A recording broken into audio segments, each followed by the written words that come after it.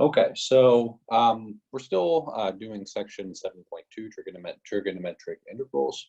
I wanted to, so instead of writing out the entire thing in the book, which is going to take probably the entire 10 or 20 minutes, I'm going to just pull up the book. So let me actually share my screen before I try doing anything. So I have to let it count down for this broadcast for some reason. Okay, so now we're good. So, all right, so this is the table I'm talking about. It's on page 481 in your book. So it's strategy for evaluating the integral of sine to the m of x times cosine to the n of x dx. And it breaks it down into three cases. So let me pull up. Yeah, so that's not going to work, is it? Let's go that way. All right, so it breaks it up into three cases. So the first one is if you have an odd power of cosine. So if you have an odd power of cosine, your strategy is to pull one of those powers out. So your strategy is to pull one of those powers out. That way that you now have an even power of cosine. And then you're going to use the fact that, cosine squared is 1 minus sine squared, and you're going to rewrite your integral in the fashion of this third line here. So you have this third line here. So when you do that, everything is in terms of sine. You have a cosine of x dx. Then if you let u equal sine of x, these will all turn into u's. Du will be cosine of x dx, so that takes care of that there in the highlighted part. And then you'll just do that integral. So that's if cosine is the odd power. If you have an odd power of sine, same idea. You're going to separate one power of sine. Your other factor of sine is now an even power. You're going to rewrite that as 1 minus cosine squared to some power. And then you are going to use a u substitution again. You let u equal cosine of x. Du will be minus sine of x dx. And now you can do that because you have that sine of x dx there.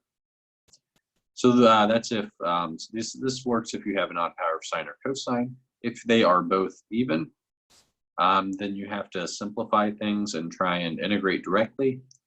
So, for instance, you saw when we were trying to do the integral of sine squared or sine to the fourth, we had to use these identities. You may also be able to use this identity. It just depends on the problem. So you just have to keep those in mind and try and look for them. So there's going to be a similar table from when we do tangent and secant. I'm going to go back to my Zoom app, and then I will stop this broadcast. We're going to stop the broadcast, and then I'm going to make a whiteboard. Okay, make sure I'm still recording. All right, so this is section 7.2, trigonometric integrals. This is, I believe, part 3. I've got these numbers wrong. I apologize. I'm not going to be able to go back and fix them. I guess I can fix the title at least. Okay, so we're going to open this up with an example. So we've been doing all of these integrals involving sine and cosine. Now we're going to move on to integrals involving tangent and secant.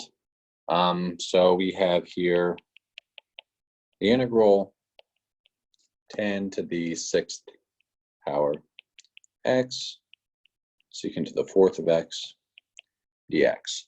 And what we're looking for here again is we want to try and be able to do a u substitution. So we want to pull out, when we do a u substitution, we want the derivative of something to appear in front of this dx. And the way we're going to do for this one, is you'll notice that, so if I think about the derivatives of tangent and the derivative of secant, so let's just write those down, just so we have them. Derivative of tangent is secant squared. Derivative of secant is secant tangent. So what you might see now is we could pull either of those factors out. So the one we decide on, the one we pick is going to be based off of this. So you'll remember before we were using this identity, sine squared of x plus cosine squared of x is equal to 1. If I divide both sides of this by cosine squared of x. This gives me a new identity. This gives me tangent squared plus 1 is equal to secant squared of x. And now you can see that if I separate, so if I leave this tangent alone, and I do secant squared of x dx, let me separate that stuff, then, if I let u equal tangent of x, du will be secant squared of x dx, which is right there. And I can use this new identity to write secant squared in terms of tangent. So let's go ahead and do that. So this is the integral tangent to the 6th of x. Secant squared we just saw is tan squared plus 1. And then we still have our secant squared dx. Now we're going to do a u substitution. U is equal to tangent of x. Du will then be secant squared of x dx. I go and plug this into the integral. So u is tangent, so I get u to the 6th, u squared plus 1. Now my du is secant squared dx. So you can go through and solve for dx and plug it all in. I'm just saving some steps in this case because it's a little clearer to see that, that is my du there. And now we just expand. And we're going to integrate this. This is u to the 9 over 9 plus u to the 7 over 7 plus your integration constant. It looks like I can finish this on this page. So u is tan. So I get tan to the 9th of x divided by 9 plus tan to the 7th of x divided by 7 plus your integration constant. And that is going to be my final answer there. So again, it's, these are tricky only in the fact that you have to play around with things and start getting used to looking for these things. I will tell you now, it's not going to be something that you can watch me do and you're going to understand it. Watching me do it's going to give you some idea of what you're looking for, but the way you get good at these is just by doing a bunch of them. So that goes, beyond what you get assigned web assigned.